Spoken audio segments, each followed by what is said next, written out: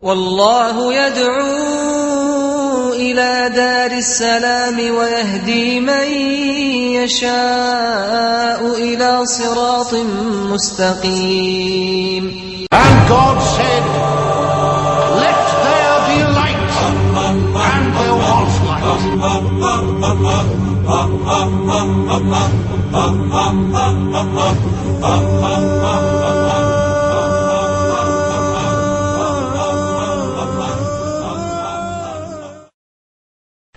Praise be to Allah, who showers His mercy on His servants and guides His obedient servants to the straight path. I testify that there is no true God but Allah, the one who has no partner, and that Muhammad is His messenger and servant. O Allah, bless our Prophet Muhammad, his honorable family, and all his companions. The topic to be discussed now is the history of religion and the origin of the true religion. Is it heavenly or man-made? Some people have claimed that the human being did not come to know the true religion as we now know it all at once. Rather, it developed over centuries during the prehistoric era known as the Stone Age. The original state of man, according to their claims, was ignorance. He did not know he had a Lord and Creator. The religious sense was stirred when early man saw the animals feared an invisible power, and feared thunder and lightning, of which he too was afraid. He began to search for a God towards whom he could express his feelings of devotion and loyalty, love and awe. It didn't matter to him whether this God was the sun, the moon, the stars, even trees or animals. Paganism developed from one form to another until man innovated monotheism or tawheed by himself. In other words, religion is a purely human invention in these people's view. This is, of course, the position of evolutionists, the advocates of the Darwinian theory, who considered early man as having evolved from a common ancestor with apes. He was created deficient, unable to receive the great truth completely. Therefore, it would be meaningless to make man responsible for obeying his Creator or to make him his vicegerent on earth.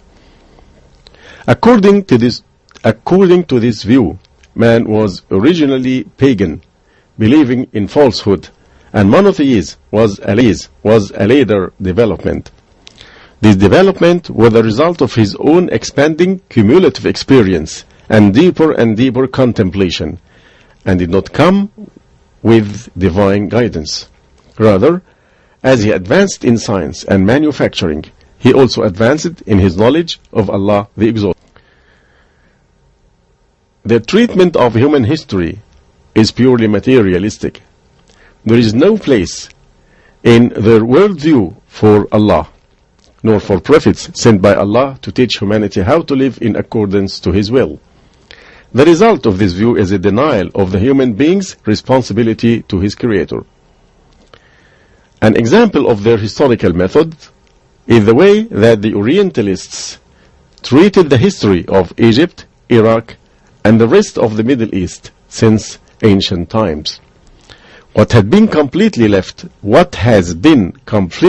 out is the call to Islam, borne by the messengers of Allah throughout the history of the nations which occupied these lands. They claim that the first monotheist in history was the Egyptian pharaoh Akhenaten, whose original name was Amenhotep IV, who worshipped the invisible power behind the sun god Aton. They claim that his idea spread to Iraq, where Abraham established his religion. In other words, Islam, the religion of Abraham, was not a revelation from Allah.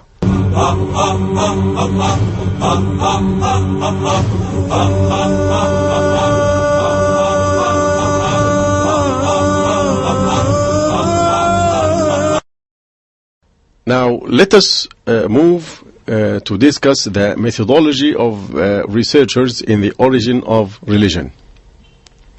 Anthropologists have used two basic methods for seeking evidence of the earliest form of human religion. The first is archaeological, examining artifacts and written records of ancient civilizations, such as the Egyptians, Sumerians, etc. The second is observing the religious practices of contemporary primitive peoples like the Bushmen, Pygmies, and tribes of isolated Indians in South America. They found those ancient civilizations and these modern peoples all practicing forms of idolatry and polytheism. Based on this evidence, they made the extrapolation that polytheism must have been mankind's original religion. But does their evidence really allow them to draw this conclusion? There are a number of problems not only in their methodology but in their aims. The first thing we must be clear about is that conclusive knowledge about prehistoric events cannot be obtained, which makes the goal of their research dubious. As for their methodology, it is based on the assumption that those primitive peoples and ancient civilizations had always been in the same condition as they were when we came to know of them, or were even more primitive in their beliefs in the preceding eras. This assumption is not founded on evidence. An alternative possibility is that these religious forms represent a degeneration from an earlier correct religion. Evidence for this possibility can be gleaned from the histories of known religions, from the beginning of history until today. Judaism and Christianity started out as pure monotheistic faith. Then they became mixed with distortion and falsehoods with the passage of time.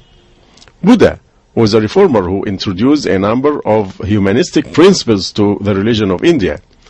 He did not claim to be God, nor did he suggest to his followers that he be an object of worship.